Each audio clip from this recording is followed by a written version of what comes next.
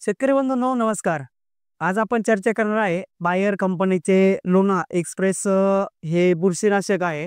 यामध्ये घटक आहे फ्लुओफायरम 17.7%, त्याचबरोबर त्यामध्ये टेबिकोनोझोल 17.7% आहे.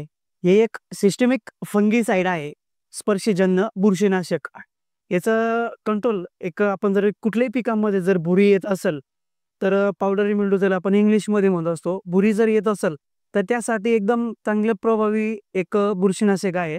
त्याचबरोबर बऱ्याचशा प्रोडक्टमध्ये जो लेड ब्लाइट येत असतो त्याला मराठीमध्ये आपण म्हणतो उशिरा येणारा करपा, तर त्यासाठी पण एकदम चांगल्या प्रकारचं जे आहे का काम करत असतं. आता उशिरा येणारा करपा म्हणजे जसं मिरचीमध्ये येत असतो, टोमॅटोमध्ये येत असतो, वेलवर्गीय पण बऱ्याचशा पिकांमध्ये पण येत असतो.